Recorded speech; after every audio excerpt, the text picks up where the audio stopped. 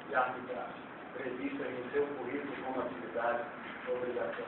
Então, de fato, ainda começou-se a avançar no estudo da teoria, mas de forma ainda muito tímida, temos menos da metade das faculdades dedicando a essa formação, e quando vamos para o campo da prática profissional, aí estamos de uma forma muito incipiente ainda, muito no início de todo esse processo, faço 6,9%.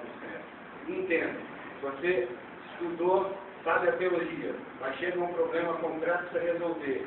Você não se sente seguro o bastante, confiante o bastante, porque já vivenciou aquela experiência em algum momento da sua formação, você tem uma tendência natural de encaminhar para a solução tradicional da justiça pública e não de encaminhar para uma solução alternativa, porque esse desconhecido me causa preocupação mesmo, exatamente por não ter vivido aquela experiência, não sabe como vai ser, não sabe se concretamente aquilo é uma boa solução para você ter. Então há que avançar ainda bastante na direção de trazer para a prática profissional também, na formação jurídica, atividades relacionadas à mediação e arbitragem. Louvo a iniciativa, nós temos que avançar, e por isso parabenizo a nossa presidente, a professora Fabíola, exatamente por perceber, ser visionário e perceber que se a OAB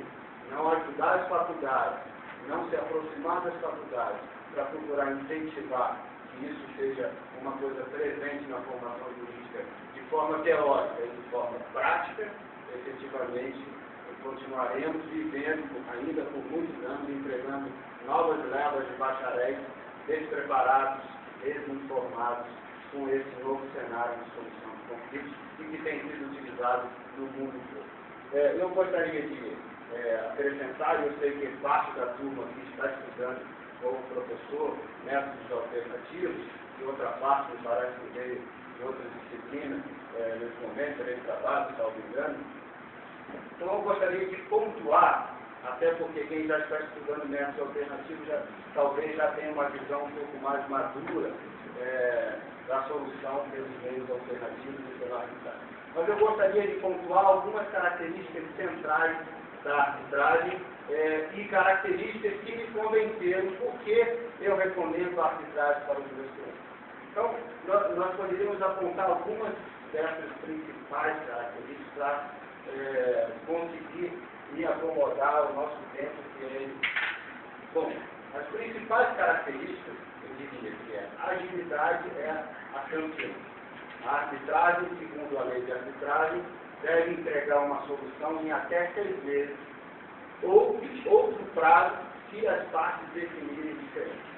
Podem definir um prazo menor do que 6 meses, podem definir um prazo maior do que 6 meses. Então, se as partes estabelecerem um prazo, a arbitragem tem que ser concluída naquele prazo. Então, isso é extraordinário, porque você sabe quando começa e você sabe quando termina. É extraordinário. Na justiça pública, você sabe quando começa e não faz a menor ideia de quando vai terminar, porque as inúmeras variáveis que vão incidir sobre o processo público tornam isso um mistério absoluto e não tem como previamente se ter uma ideia minimamente segura de quanto tempo levará. O que você faz como advogado, militante e experiente é ter uma estimativa ao longo da sua experiência, entender que aquele processo, no mínimo, vai levar 3 anos, 5 anos, 10 anos, a depender da complexidade e do ânimo que as partes estejam alimentando naquela história. Então, você tem uma ideia muito por alto, sem realmente nenhum tipo de precisão, que vai dizer, vai levar 5 anos. Então, na lei de arbitragem, você tem objetivamente a lei definindo em até 6 meses, ou o prazo que as partes desejarem. O que tem sido visto na prática da arbitragem é uma média de solução de conflitos em torno de 60 dias a 90 dias para os conflitos que envolvem apenas discussão de direito, que não envolve a necessidade de produção de prova oral, prova pericial. Nas discussões que envolvem produção de prova oral e pericial, aí esse prazo médio se aproxima de 1 ano. Então, essa é a prática da arbitragem, como está acontecendo hoje no Brasil. Só que esse um ano não é para ter a primeira sentença, como poderia levar a Justiça Pública um ano para ter na época. É para ter a sentença definitiva, total, fim do conflito.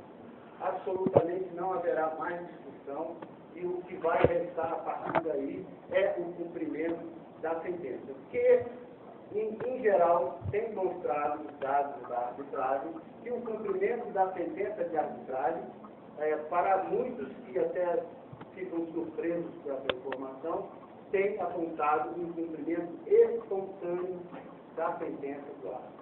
Por que espontâneo? Porque uma outra característica importante da arbitragem é que a sentença é única, definitiva e não cabe recurso contra ela.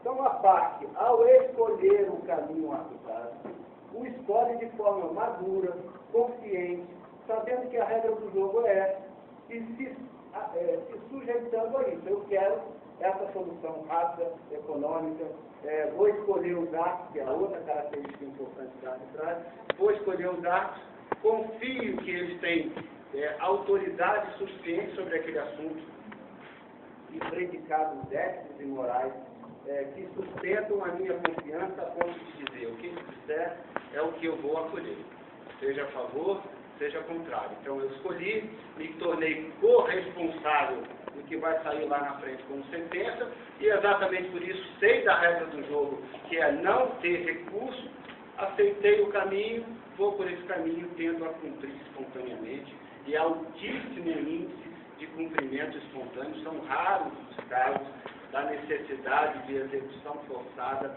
da sentença de arbitragem. Mas, caso necessário, a sentença do ato ou do tribunal arbitral será considerada título executivo judicial, não é nem extrajudicial. Por força da lei, sentença do ato é título executivo judicial. Portanto, caso não haja cumprimento espontâneo, você não precisará ir para a justiça demandar um processo de conhecimento. Você vai para a justiça diretamente na execução forçada. Não se discute mais o conteúdo da decisão, o que vai discutir apenas o cumprimento da decisão, e não o seu conteúdo. A questão de mérito estará resolvida pela arbitragem. Então, mesmo nas hipóteses em que você precisa fazer a execução forçada, você já teve um atalho muito substancioso do tempo de solução final desse conflito, porque todo aquele tempo seria destinado ao processo de conhecimento envolvendo sentença de primeira instância, julgamento de apelação, julgamento de recurso especial, julgamento de recurso extraordinário, e fora os agravos no meio de tudo isso, os embargos de declaração no meio de tudo isso, que empurrariam a solução do processo para além de 5 anos, com certeza. Então, tudo isso está abreviado quando você caminha pelo procedimento de arbitragem. Outra característica relevante para que a gente possa apontar para a arbitragem é a confidencialidade. O processo de arbitragem está submetido à característica da confidencialidade. Isto quer dizer que as partes têm a sua imagem preservada e o teor da discussão também fica preservado. Só toma conhecimento as próprias partes, seus respectivos advogados e o árbitro e aqueles que estejam assistindo na realização dos trabalhos, o secretário que esteja assistindo e o árbitro ou o tribunal arbitral, caso seja uma arbitragem colegiada. Então, sigilo, isso tem um valor tremendo para as empresas, sobretudo, porque a imagem está preservada. Pense, você, advogado, formou, vai, atende um cliente, tem um problema com esse cliente, uma disputa, ele quer dizer que você cometeu um erro profissional porque ele está inconformado com a solução que a justiça deu no processo dele e que você atuou em sua defesa. Está inconformado, não é raro acontecer divergências entre cliente e advogado, até porque o tempo de demora do processo vai minando a confiança, vai deteriorando a qualidade do relacionamento cliente-advogado. Então, em decorrência disso, não é raro ter uma disputa dessa. Se essa pessoa vai para essa disputa num processo público, você é advogado, o teu maior patrimônio, o teu ativo mais importante é a sua imagem, é a sua credibilidade.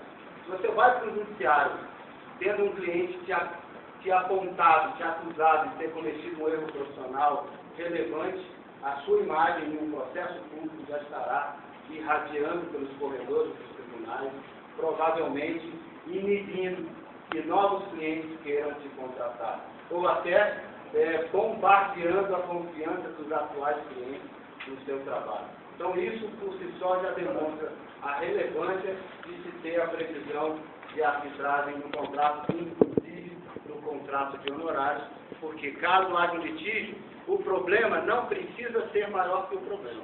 Se você errou, pague pelo seu erro. Mas você não precisa que esse erro tenha um sobrevalor, o valor do desgaste da imagem, que não é ter que ressarcir o dano que eu causei àquela pessoa. É, além disso, eu perder novos negócios, eu perder outros clientes, ou seja, não transcende o tamanho do problema. O problema fica na medida justa da sua existência e não transcende quando você aplica a característica da confidencialidade. Então, agilidade, confidencialidade, e a outra característica muito relevante para você começar é a economia.